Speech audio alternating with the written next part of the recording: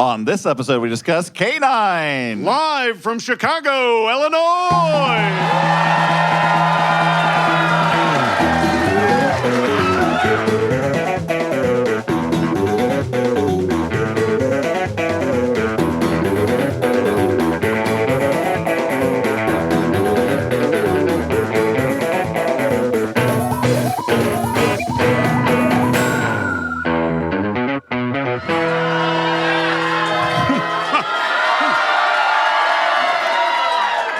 Don't hurt yourselves.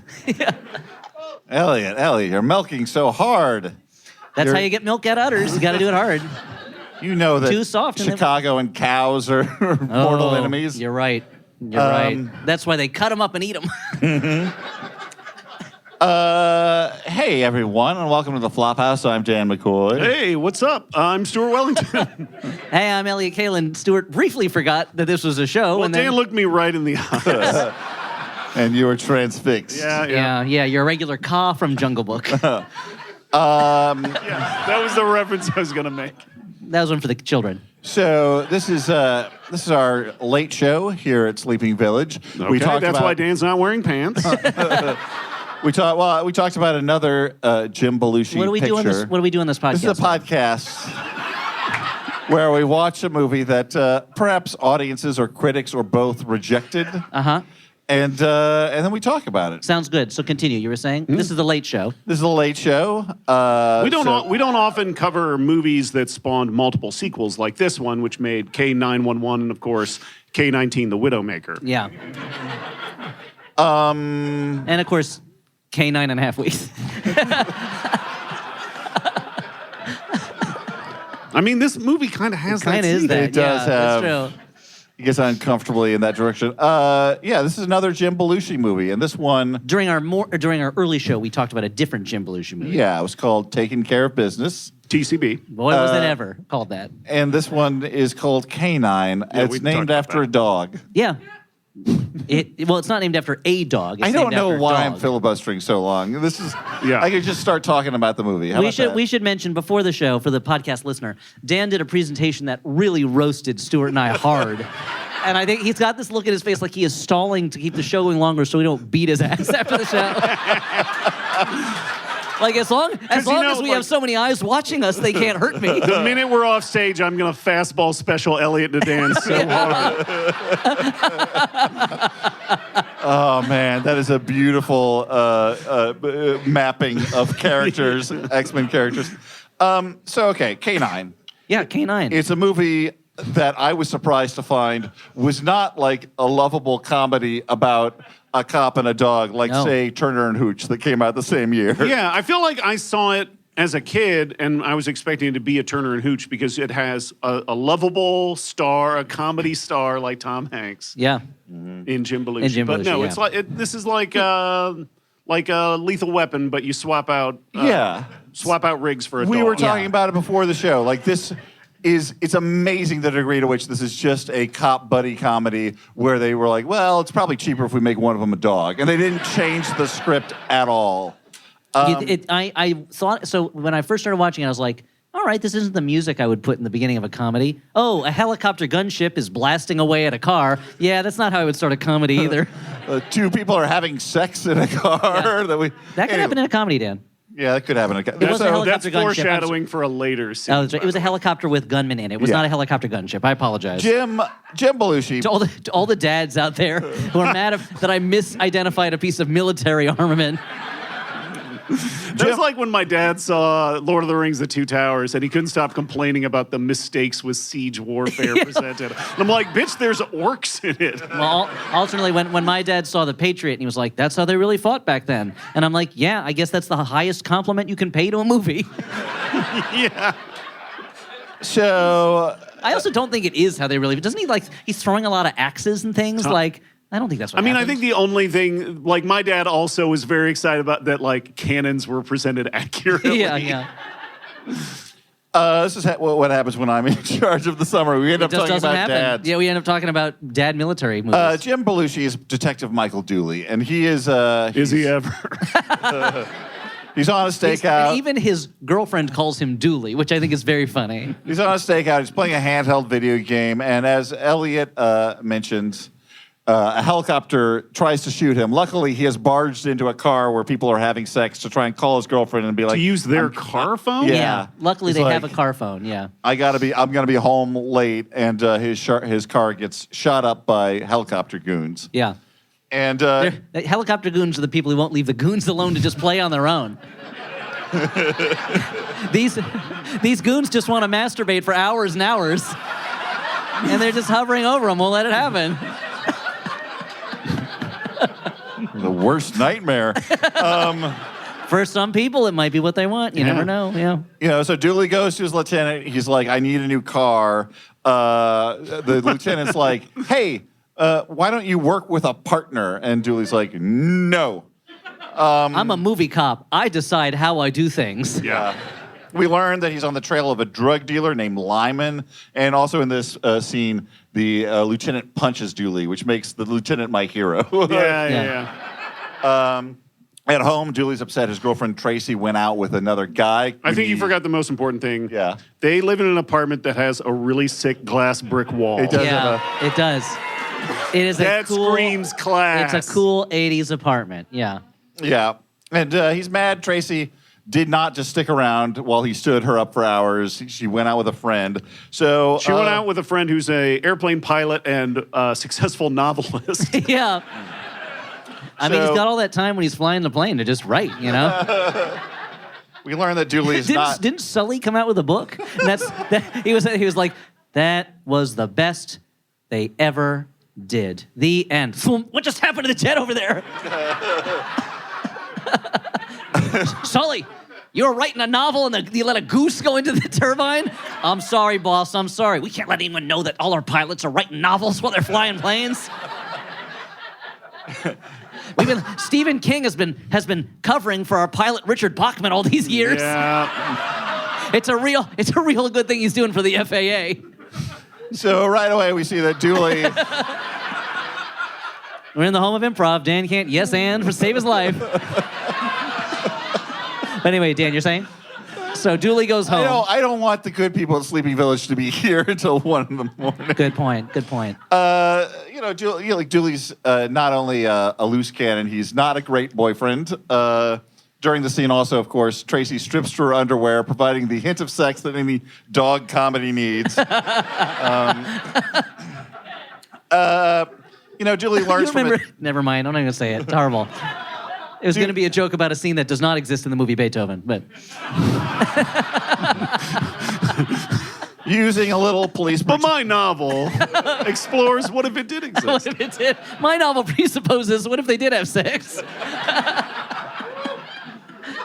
Dooley uses a little police brutality to learn that Lyman has some drugs in a warehouse. Is that when he handcuffs a man to his car and then drives onto the freeway with him? Yeah. Real fun stuff. The drugs are in a warehouse that are too big for him to search, so it sounds like he's going to need someone with a nose for drugs. Ooh. Which brings us to narcotics cop Ed O'Neill. Yeah. From Married with Children, of course. One of two great performances in the movie by future Fox television stars. Dooley bargains for a dog by helping him with a drug bust where he just rams a car through a house. Oh, yeah, that was great. A totally legal thing for a cop to do. It's a thing that there's no reason for him to get in trouble for that. Yeah. I was impressed at how quickly he recovered from driving a car through a wall and then just started blasting dudes with his gun. Yeah. Well, he's Jim Belushi. He's a murder machine, that man. And he's not even in Chicago in this movie. He's in San Diego, right? Yeah. What? So it's not his native soil. What are we even fucking doing here? Ed O'Neill. Do you think Jim Belushi sleeps in a coffin filled with Chicago dirt? Of course he does. Just to keep his powers. I laughed and then coughed so hard that my spine realigns. Ed O'Neill loans him a K-9 to find the dog. This is he's like, hey, drugs. give me one of these dogs. And he's like, okay. And he just takes it home with him for a few days. I don't even think he fills out any paperwork. But this is a German a German Shetland Shepherd. pony. It's a veteran K-9 officer, but this German Shepherd has some personality quirks. Yeah, it's Riggs, basically, right? Yeah. He's got trauma. He only eats chili. Yeah. His name is Jerry Lee.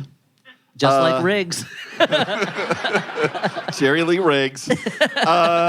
The search of the warehouse is unsuccessful. Jerry Lee only locates a joint being smoked by a worker. We meet Lyman. ICE is called in to take him away. God. We meet... It doesn't really happen. This was a better world, the 80s, when Jim Belushi was just crashing cars into houses. Yeah, and driving people on the freeway. We meet Lyman, who's one of these 80s action movie like bad guys who's a pillar of the community. Yeah, but he's also the owner of, what, the Double Deuce? Yeah, he's Kevin Tai. He's also... what else is he in? He's in a lot of stuff. He's in lots of stuff. He's on the show Emergency. Classic villain actor. He most recently was in One Battle After Another. Yeah, that's right. Yeah. But he's great in it. But yeah, he's one of these classic villains who's like, he throws a charity gala at his house, but he also, in the same room that he shot someone in earlier, and he does a lot of like, officer, please, I'm just an ordinary businessman, that kind of stuff. But he's got the face of a villain. Yeah. Big I feel scar, like- spider mandibles. I feel like in the 80s, they understood that those rich people are the villains. Yeah. So. I'm pretty sure they're sci-fi god warriors that are going to take us to other planets. Yeah. So Julie follows up on another lead. He goes to a bar. We meet a very young Pruitt Taylor Vince as Benny the Mule. Not an actual mule. I was disappointed. I thought it was going to become a Zootopia. He and the other, like... Why does the fox got to be a cop in that? That was what I was wondering. Is like, animated foxes, I want them to be Robin Hoods. I don't want them to be cops. Well, If I'm going to want to fuck an animated fox man, I want him to be cool. Zootopia 2's coming out. Maybe he's a bad cop that sells drugs on the side. Yeah, okay. I just think it's weird they have a snake in the movie when there's a snake and bad guys already. What's going on, Dan? Yeah, Dan. Well, what's going on in K-9 is that Benny and the barflies immediately like grab Dooley. They're gonna like beat him up or kill him maybe. Yeah. And he's saved by Jerry Lee and Jim Belushi's character Dooley responds to this by yelling at the dog a lot. I remembered that scene where they throw the pool ball at Jerry Lee and he catches it in his mouth and bites it in half. Crunches it, yeah. I remember as a kid, I was like, that's pretty cool. That dog's sick. That dog should be the star of this movie. I still feel that way. I mean, kind of, yeah. There's Benny gives up the location of the next shipment of drugs, and there are some hilarious joke scenes where Dooley tries to put deodorant on the dog, but the dog crushes the can. So Dooley proves he's willing to ruin his car to win a fight with a dog by sending his convertible through a car wash with the dog in it and the top this dog open. who is growling and baring its teeth the entire time, he then sends in the car wash crew to dry it off, and it's like, don't do that. Stay away from that dog. What are you doing? At home, Jerry Lee acts like the perfect dog in front of Tracy. Yeah. And Dooley He's a real genuinely problem seems child, yeah. like he thinks the dog is going to steal his girlfriend. Yeah, because he's such a bad boyfriend. The dog is instantly a better boyfriend. And the dog is making it difficult for them to have sex. Yeah. Yeah. It feeds him a whole frozen steak. It's great. Yeah. You get to see a lot of Jim Belushi in just his boxer shorts for the ladies. Probably good for Tracy that dog is cock blocking, but I don't know. From the movie we talked about in the early show, we know Jim Belushi is a dynamo in the sack. That's right. In taking care of business. You know what kind of business he was taking care of? Sex business. There's a scene at a restaurant that I only mentioned because Dan Castellaneta is in it. That's the second yeah, appearance he's by a great, future yeah. Fox TV star, and he's hilarious in it. Yeah. Yeah. I was like, I so wish he was the cop in this movie, but I mean, he appropriately treats this man with disdain. This is before he has beach hijinks and Yes. assaults a woman, right? Yeah. To avoid the bad guys seeing him, he does the classic because the bad guy like, is sitting in a chair on the beach, fully in his suit and everything, right? Yeah. Yeah, having his like bad guy business meeting there. Yeah. And Dooley does the classic like I'm gonna his BBM, bad guy business movie. Brazilian business meeting. He like kisses this woman, but like lays on top of her, Yeah. and she responds sensibly by kicking him in the nuts. It is the closest I've seen on film to a story someone once told me about being in a hotel room and a ghost laying on top of them while in the middle of the night. Was that Dan Aykroyd? Yes. It was Dan Aykroyd. No, it was somebody else. But I'm sure he has that story, yeah. There's a chase scene where like Jim Belushi unfortunately makes a jump from one roof to another. Just like the hit movie, one roof after another. Kills the bad guy instead. Dooley finally gives the dog a little a man respect. falls to his death and he goes, was it like, now there's a guy who's going to need, I forget what the joke was. It was like, sir, a man just died. Yeah. Like, and even if you don't care about it, like, there's a lot of paperwork you're gonna have to fill out. You seem pretty blasé about like, this. Like, there's a man who's going to remain silent or something like that. Yeah. It's like, well, you wanted information from him, so this is bad for you. I mean, this is the kind of movie where when he would go back to the office to fill out the paperwork, the dog would just eat it, and they'd be like, "Oh, I guess not." Yeah, what are we going to do? Yeah. And this leads into a scene that, like, if we had, unlimited time, I assume would take up the next hour of discussion.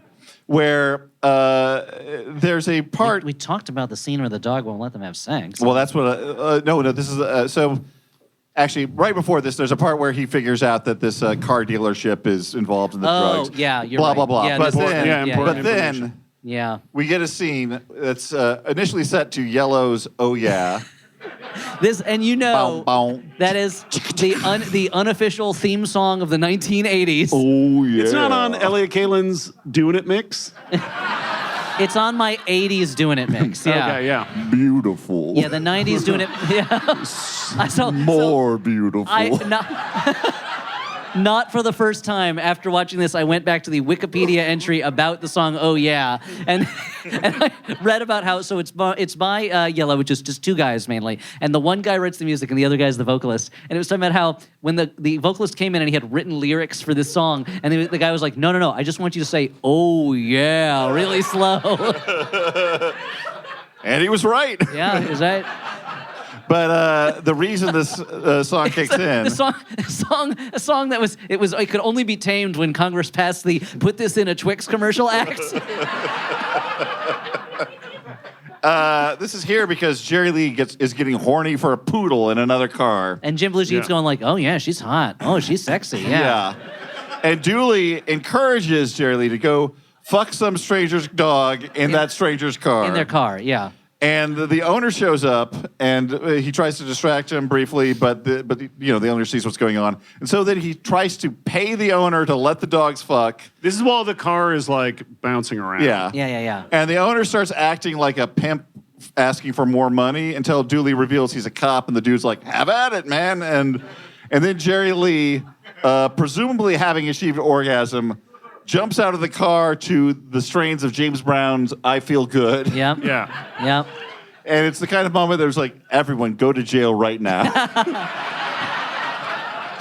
Straight to jail. So, Dan, you wouldn't say this is the kind of scene that film was made for? I had to watch this movie. I watched this movie straight through, and then I sort of scanned. Watch that one scene over and over.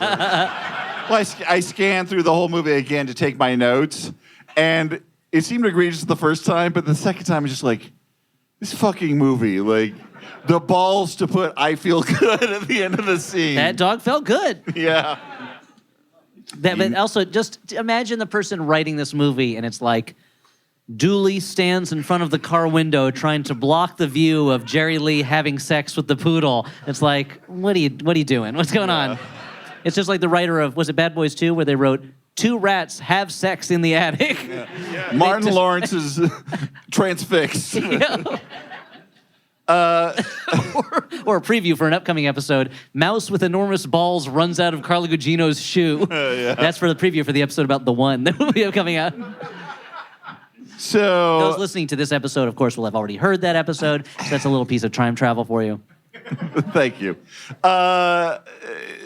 a good thing we had this moment of levity because now Dooley has returned home to discover that Lyman has kidnapped Tracy. Lyman?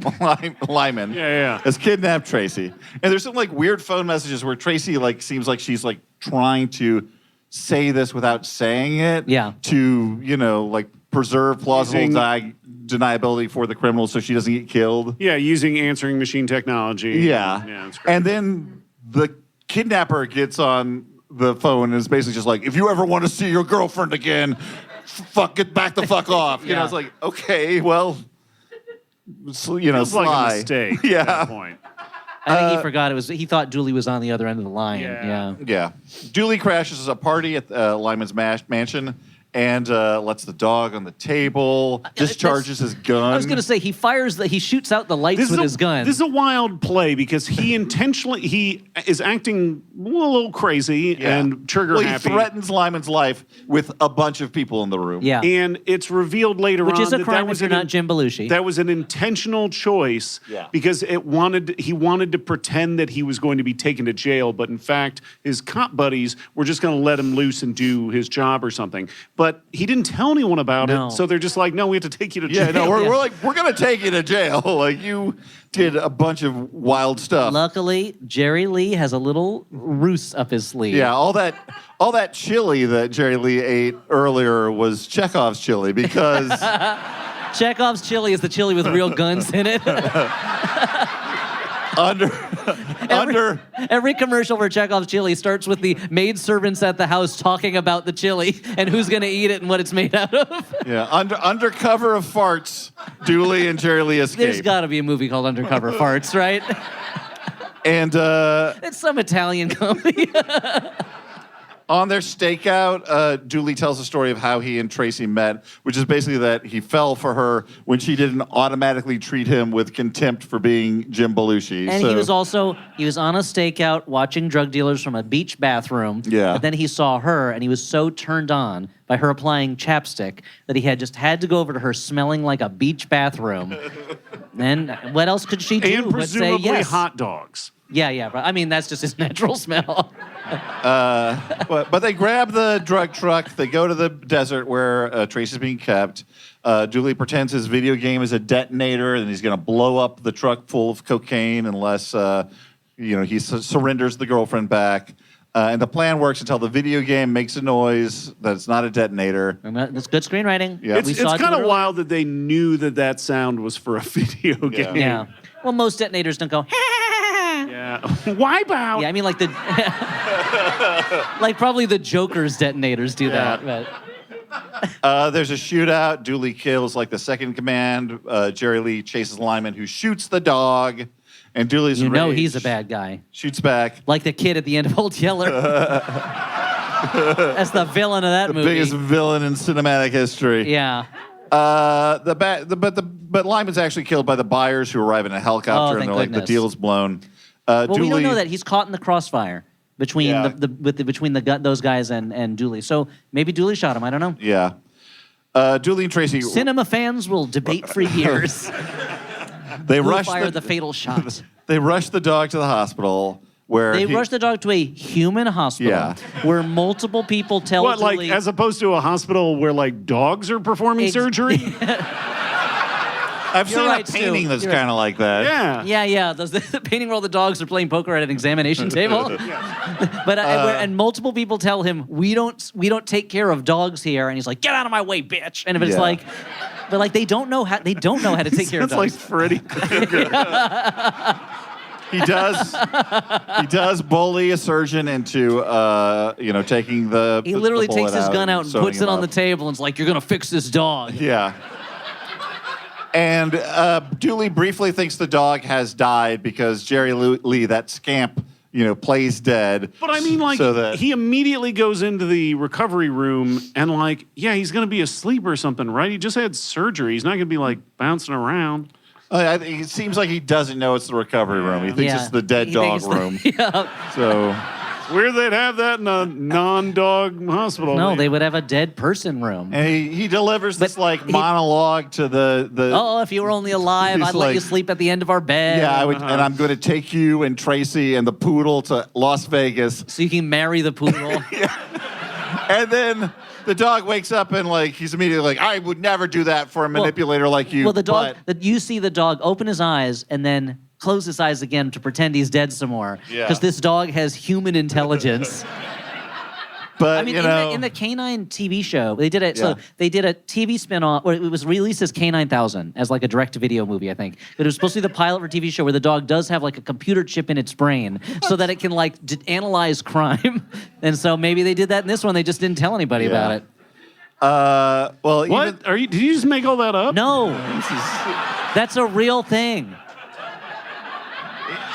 If I was gonna make something up, I would tie Jim it. Belushi in it? No, he's not. If I was going to make it up, I would have said it was related to Puchinsky, the pilot about the police officer who gets reincarnated as a dog. But even though Belushi has immediately rescinded his offer, of course, cut to him doing exactly that. This Tracy, movie- Jerry Lee, and a poodle that they apparently stole or Maybe bought. they bought. I don't know. This movie does not know how to end. Yeah. There's so many moments where I was like, and that's the end of the movie. Oh no, here's a shot of Las Vegas. Yeah, no, they drive to Las Vegas as a Iko, Yeah. a cover of Iko by the Dixie Cups plays, and there you go. That's K-9. That's the story of K-9. Do you think it should have ended through the That's the centuries? Do you story think of it should have K-9. ended cut to black immediately the moment Jerry Lee got shot? I think it should have ended like the French Connection, where you just the bullet sound just reverberates, and you cut to a shot of Jim Belushi, and then there's something kind of mysterious happens, and you don't know what it is, and it's over. And I think, people would be like, K-9, what a movie! Wow, really pulls the rug out from under the audience. But then halfway through the credits, there's a scene that is the actual end of the movie, and if you left early, you don't know how that or Sinners ends. So, final judgments. Whether this is a good, bad movie, a bad, bad movie, or a movie we kind of like. I got to admit, at the beginning of this movie, no. There you go. Don't get worried. It's like, I didn't like this movie, but then the poodle came in. And then, oh yeah. No, all I can say is, to quote Yellow, Oh, yeah. No, at the beginning of this movie, as it started, I'm like, oh, the crap of my youth has a certain nostalgic pull, even if I didn't see it back then. Sure. And I'm like, oh, this is this is going to be a fun, dumb, cop comedy. And then as it went on, his behavior was so egregious that I'm like, I can't enjoy any of this. No. I say bad. What do you say, Elliot? I also say bad. I will say this for it. One, the score is hilarious because it is the most 80s cop movie score I've ever heard in my life. But also, there's some parts of this movie that look really good. I meant to look up who the cinematographer was because there's a bunch of scenes where I really like the way they were shot. I don't like what they're shooting, but I like the way they did it. But otherwise, it's bad. He's so... Buduli is such an unlikable character. The stuff with, it's just not... The cop stuff is not interesting. It's not fun enough, or thrilling enough that you're like, oh, are they going to catch him? Yeah, and the dog stuff is not funny enough. Yeah, the twists and turns, I'm watching this movie to watch a fucking dog have hijinks, dude. I don't care about what the fucking mystery is. No, and the highlight, there's a couple performances that I like in the movie, but it's I like those performers. Ed O'Neill's only in it for a short time. I think he's great in it. I was like, oh, I wish Ed O'Neill was playing this part, instead of He being the sort of crushed. Dutch, But yeah, I don't know if he would have crushed, but He still. would have crushed it. But I would also say bad movie. Stu, what do you think? Yeah, You it's a loved it. bad movie. Oh. I remember watching it as a kid and liking it, but I think that was just because I was really into the dog sex part. Well, that's how your parents introduced you to the idea of sex, is they showed you that scene. They sat me down, they stopped it and said, "What did we learn?" So, what'd you think? No, we had Terminator for that, guys. Oh, because your grandma was the grandma from what's it called? That dumb one? What? Hillbilly Outhouse or whatever it's called. No. You remember What? she's in what's it called? The Ron Howard movie. Where she's I don't know. Glenn Close. Thank you, Hillbilly Elegy. Where she's Hillbilly like, there's good Terminators and there's bad Terminators. That's what I learned from this one. Dear Lord. Well, that would have been Terminator 2, right? Okay. That's true. There's only a bad Terminator I'm in Terminator. shutting this yeah. down in favor of I couldn't remember the name of that stupid movie. taking some questions from folks. If you're interested in talking to us, there's a microphone right there. That movie, Hillbilly Grandma? And That sounds like a movie where grandma shoots drug dealers with a shotgun. Yeah. to cover the man. the time as everyone walks, of course I will do my rendition of Yellow's Oh Yeah. Oh, never mind. Where's the doon doon doon? Oh, now I know the part you're doing. Yeah. Yeah, okay. Yeah, so that's a big recommendation for Yellow's Oh Yeah. If you're taking a day off from school, that's the song to listen to when you steal your friend's dad's car.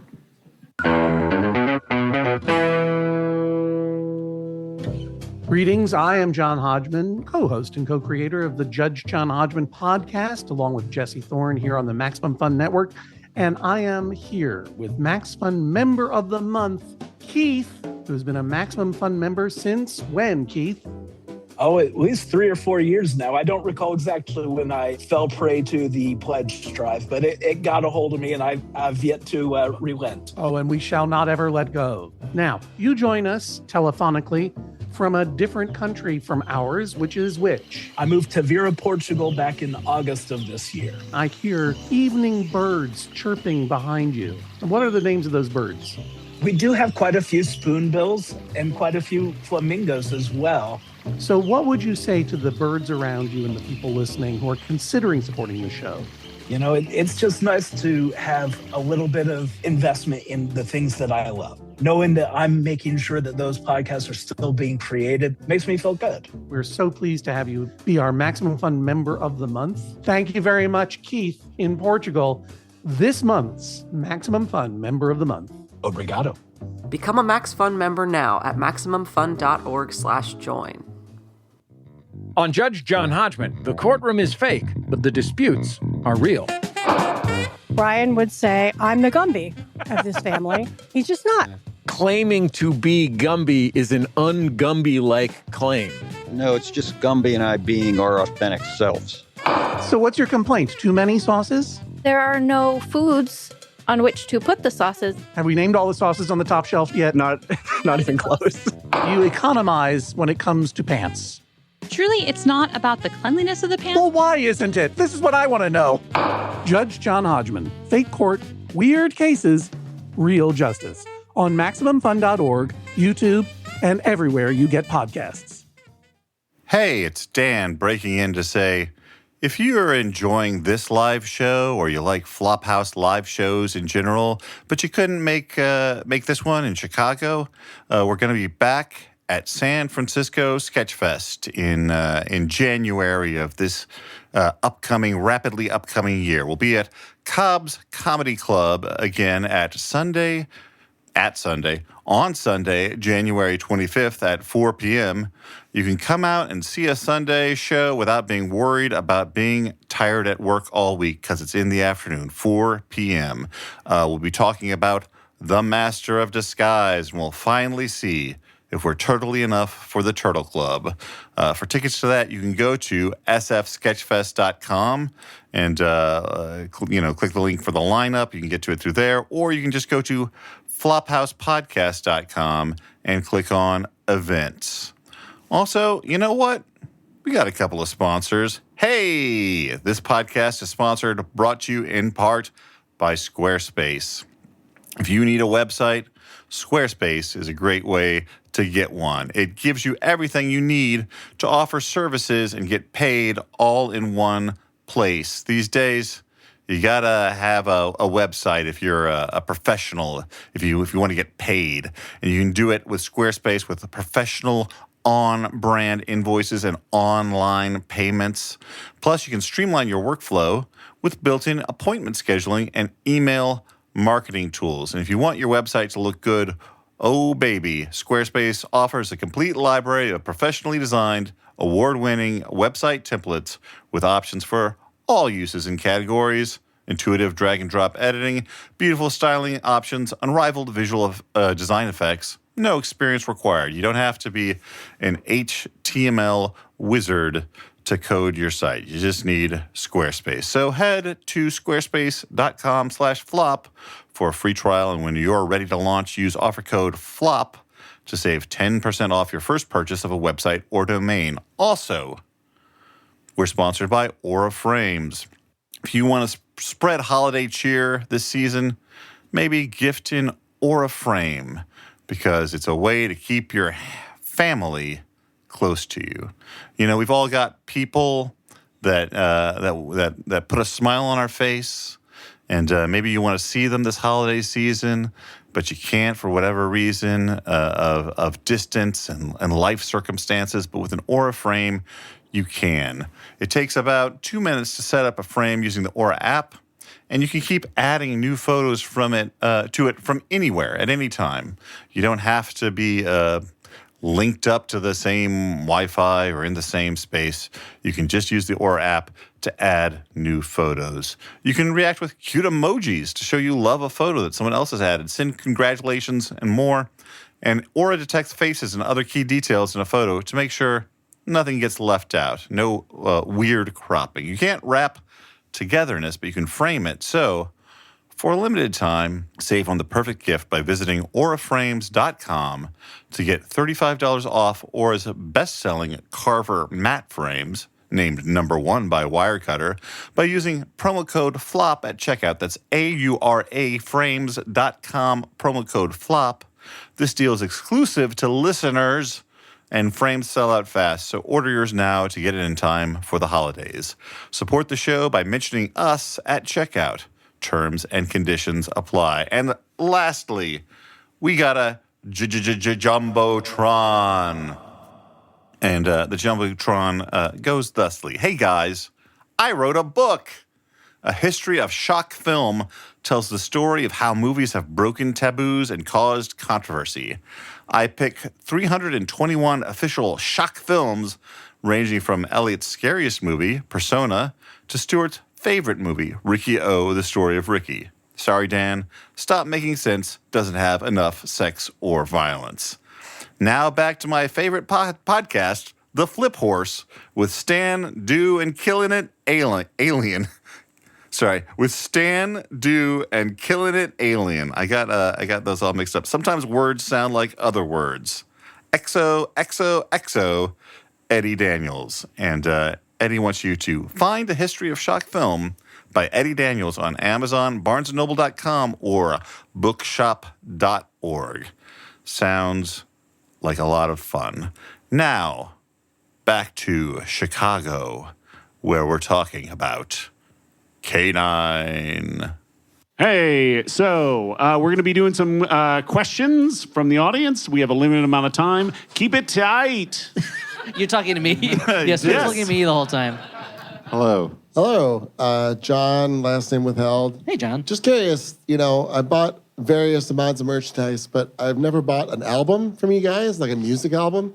If you had to come out with a music album to represent the Flaphouse, what songs would you each choose for yourselves? I mean, we've talked about a couple of them tonight already. Yep. So this is where you soundtrack from other artists. This is not music this is from not us. like This is- Other artists, or would you commission like an original song, something in particular? Yeah, sure. Who would we commission an original song from? Probably Alex, who's written That's true. original Alex Smith. songs He goes, like he goes with the name Howell Dottie online. Sexy that is who we would Xenomorph, commission an original song from, yeah. he's the house cat. Yeah. Make it sound as much like, I don't know, like a Don Henley song as possible. So either Joe Alex, Walsh or something. either Alex or Seal. Yeah. Yeah, Seal. What's your second favorite Seal song? The Kiss from a Rose remix. Second Kiss from a Rose. Yeah. Kiss from a different rose. Parentheses, uh-oh. I mean, that's a good Giallo movie title right there. That is a great GL movie. Yeah, so I think that answers that question. Thank you. Yeah. Thanks. Thank you. Hello, up next? hello, ma'am. Hello. My name is Audrey, last name withheld, not Yeah. McCoy. Yeah, you only have to withhold half your last name. Yeah. My question for you guys is, for Dan's presentation, Go on, he said that it was my idea, and I just said, oh, it would be cool to do a presentation on how to do presentations. I did not say, oh, you want to roast your friends? And thank you, I'll take my answer sitting down. Yeah. You didn't say, hey, you should hurt their feelings like really bad. I feel like You know what? You know what would be really funny if you humiliated the people closest to you. I feel like that's the logical conclusion, though, right? Like that's implied. It's inherent in the. Yeah, make them look like fools in front of all their cool friends in Chicago. Take them to a city where they're already strangers looking for a warm hand, and take that hand and slap them in the face with it. I thought it was funny. Yes, please. Hello, my name is Holly, and I liked this movie slightly more than Taking Care of Business, and I think that was just because there were some shots of just, there is a cute dog on screen. So do you think, like, what bad movie would you insert a cute dog into to make it a slightly better movie? Oh, that's a good question. I mean, I feel like that's tough because I feel like you can insert a cute dog in like any bad movie and it's going to make it a little better, right? Yeah, well, you look at something like Troll 2. That's a movie you could have a cute dog in at some point, right? Yeah, like the people who made the movie had to have had a dog around, right? Why didn't they just put that thing They in? had to have, yeah. Or that movie, A Boy and His Dog. Is there a dog in that? Sure.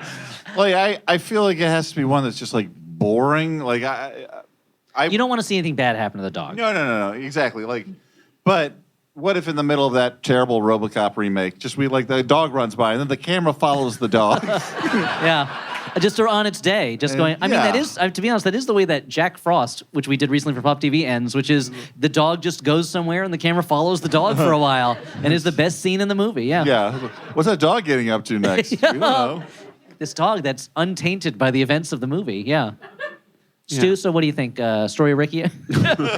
Oh, that's a good movie, Elliot. But yeah, it would be better with a dog. Yeah. That's the thing is that like a presence of a cute dog is going to improve any movie, good or bad.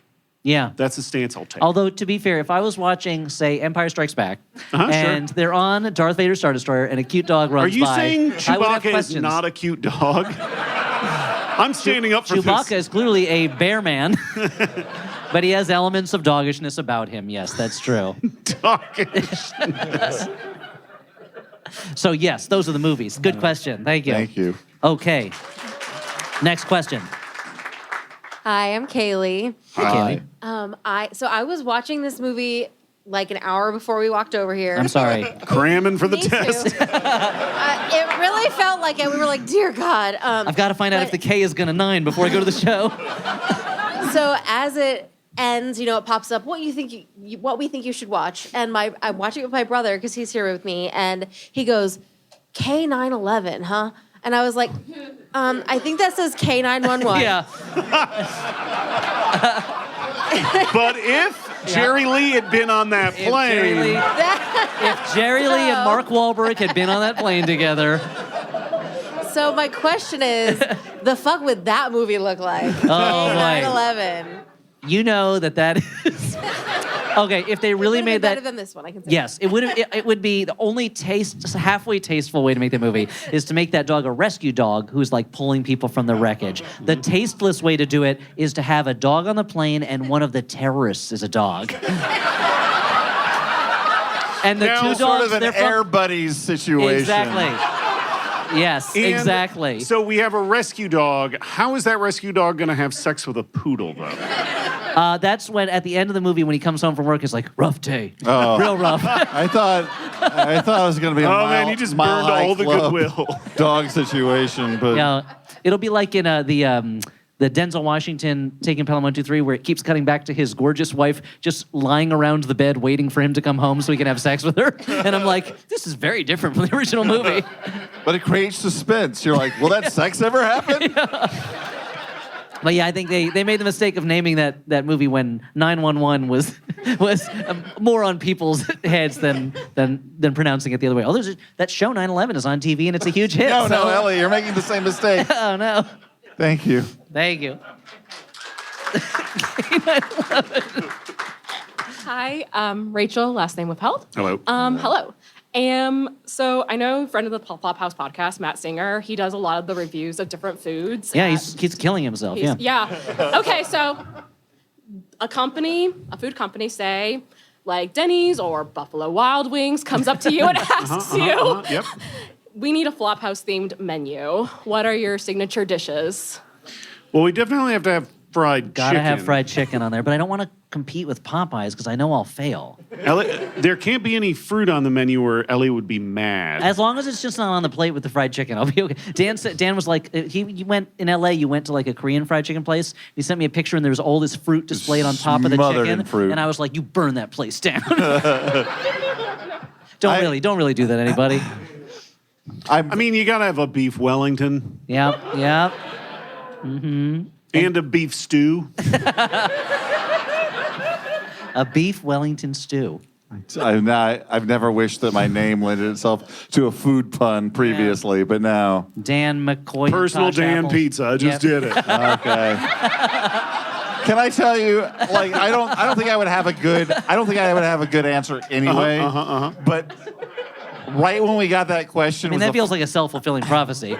Did you bet on DraftKings that Dan wouldn't have an answer to this question? And now you're throwing the game? Right when we got that question, I realized that I had put this tiny clock that we brought from home to be here. So you notice there's a clock above the stage? I just noticed there's a giant clock right here that tells me the time. And the temperature. Your clock doesn't do that. Honestly, it's so much better than my clock. It's got the date on there. That's a good clock, Dan. You should steal that. No, I couldn't. So there you got it: fried chicken, beef stew Wellington, beef Wellington stew, personal Dan Yeah, it's like a bowl of cereal, but instead of like Crispix or some shit, it's little beef Wellingtons. Wellingtons, yeah. Yeah, and then it's a stew, and then it's a stew you with beef guys Wellingtons get it. in Dan it. I didn't know. I thought they were two separate. You're right, dishes. Dan. You don't have an answer to this question. Dan noodles, something like that. There you go. Yeah, all right. We did Thank it. you. So I guess, thank you. So if there's a restaurateur in the audience or someone wants to invest in a restaurant. Yeah, I mean, I own bars. I could do that. Now I don't know. I can't stop looking at this clock now. Not to distract from the clock, but Peter, last name withheld. Hello. K-9 was a unanimous bad, but perhaps it's because our leads were miscast. Okay. If you could You keep think they should everything swap else, roles? Yeah. Like no, True you West. keep everything else the same. It's a dog cop who has to get a Jim Belushi out of the kennel and take him home. Where Jim Belushi has to keep a dog cop from having sex with his dog then wife. Jim Belushi has sex with a poodle in a car. Yeah. I was going to posit, what is the perfect actor-animal combination that could save this movie if that was the only two things you changed? So something that I said to Dan and Stuart last night when we were talking about this movie ahead of time, sorry guys, you missed some of it, was that it feels like with this and the movie you talked about in the earlier show, Taking Care of Business, it seems like Jim Belushi was getting roles that were written for Bill Murray or a Bill Murray type person, where he has this natural charisma where he can be mean and break rules and stuff, and you're like, oh, but the way he does it, it's funny in this movie. And I feel like if you had him as the cop, you could get away with a lot more of this type of stuff. Now, the dog, I don't know how to recast the dog. I mean, I feel like the dog is not the problem per se. The dog is doing the dog what is the listening to dog. the credits, Jerry Lee playing Jerry Lee, and you know there's multiple dogs that play that part. But like, what if it was like a Komodo dragon or Yeah. Now you're talking. That's what I'm talking about. Very dangerous. I would love that. Yeah, some kind of big water monitor or something. Yeah. Or like a macaw, like a big bird. That's like a condor. Yeah, we'll give you one of the police condors. Take a tip from... Or police cassowary, you can sniff out drugs. Don't let him kick you.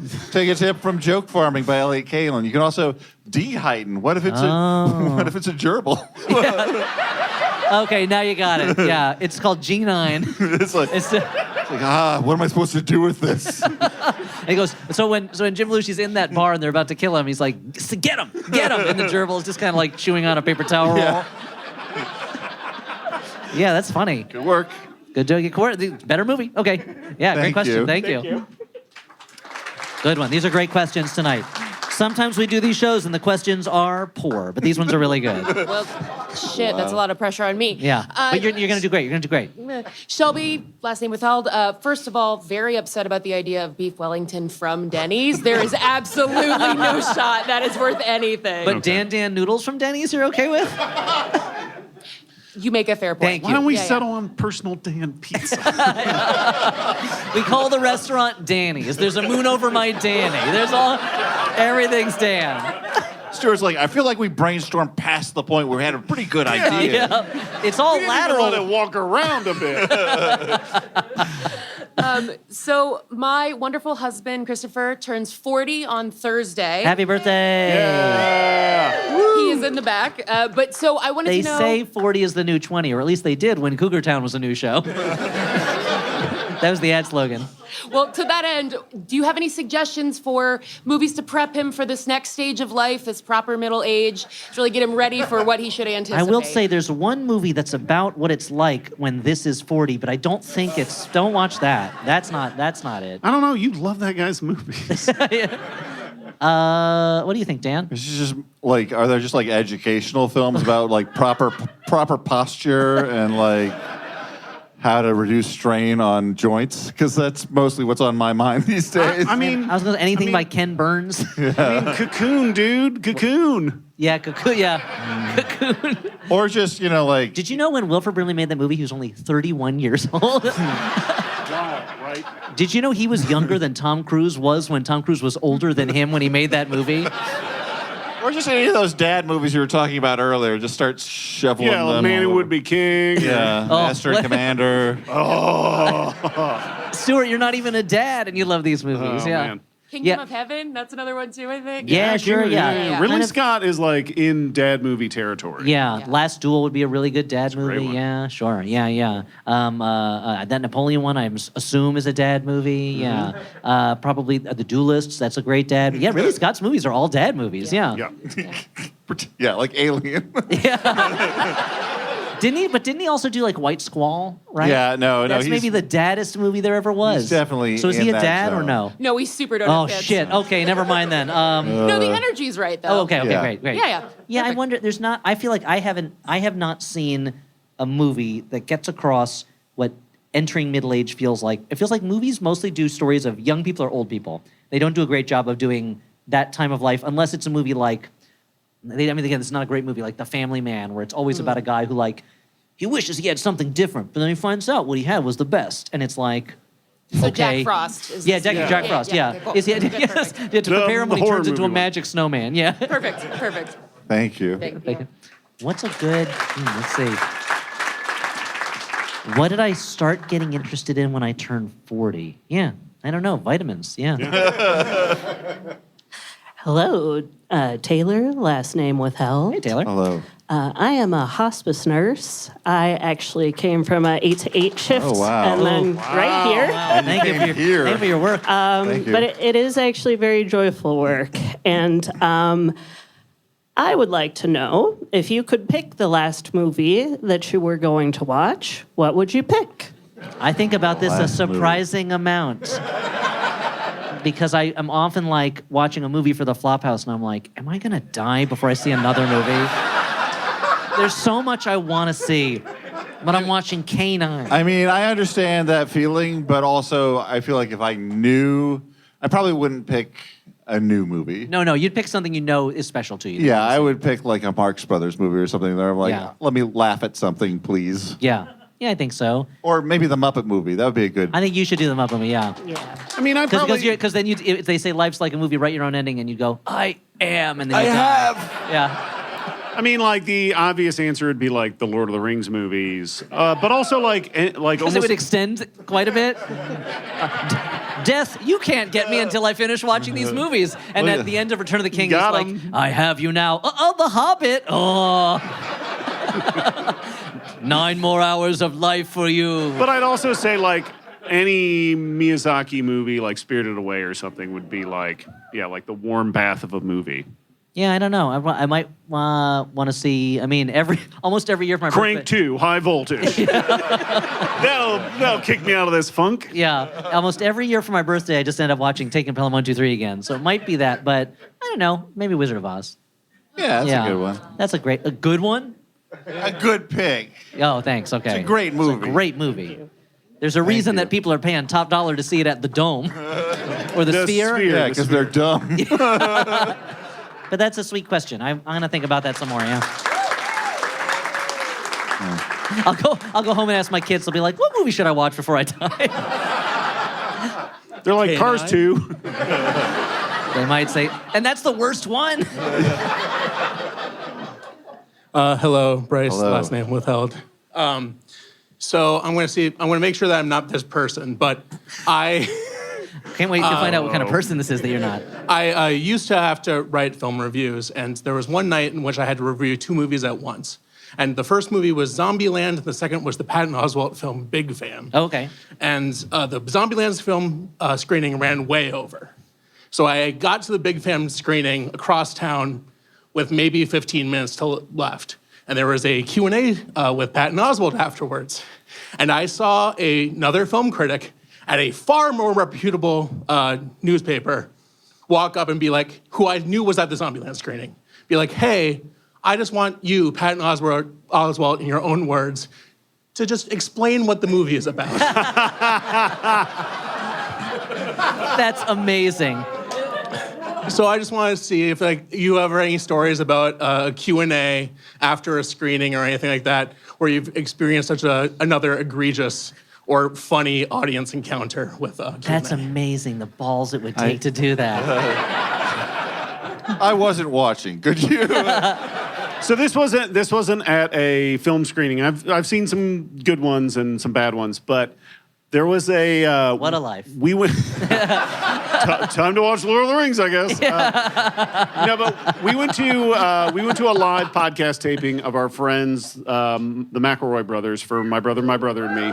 It was great, and they were introduced by Lin-Manuel Miranda, who came out, and he was great. And then, Lin watched the rest of the show from the side and was loving every minute of it like no man has loved a podcast before.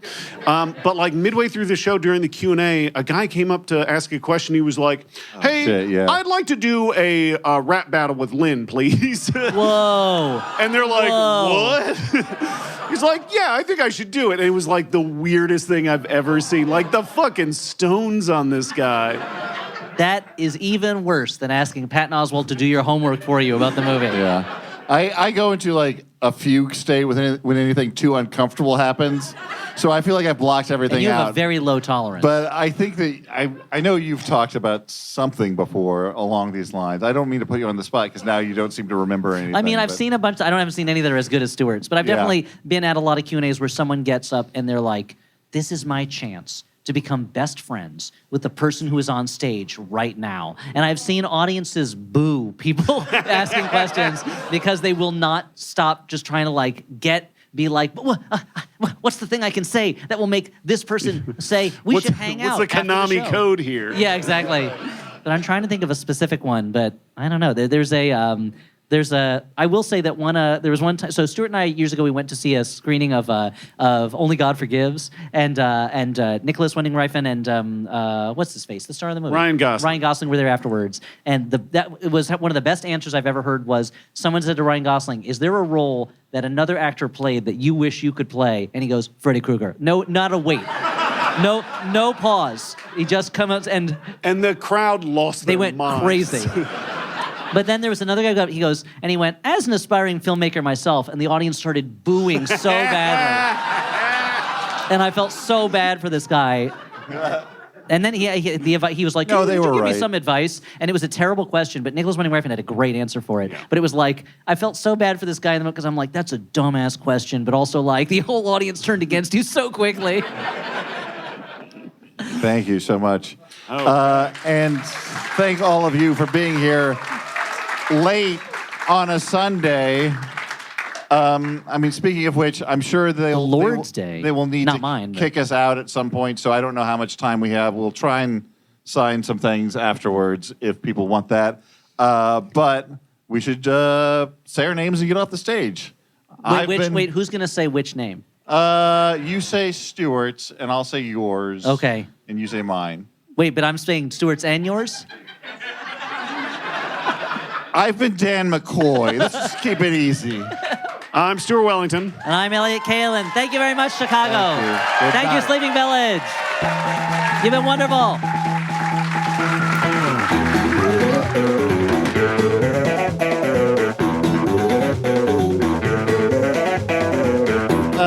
Elliot did some real champion vamping as I tried to figure out. That's why they call me the Vamp Champ. What was going on? Hello. Hey. That's a more. I just realized that's a more traditional way to start a show than to say what went wrong at the first show. Yeah, but there's no more Dan McCoy way to start a show than to litigate the problems of the first show. I asked this the first thing. I'll ask it again. Who's been to a show before? A Flophouse show.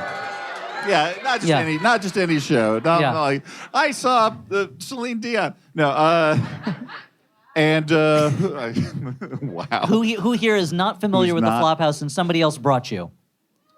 Ooh, okay. Thank you. Okay, get ready for the ride of your life. Get ready for an immersive theatrical experience that will have you questioning just what is life. So everyone close your eyes, take out $30 and hold it in an open palm. This trick will blow your minds. Yeah. Okay, I'll see. Let them cook. Maximum Fun. A worker-owned network Of artist-owned shows. Supported Directly by you.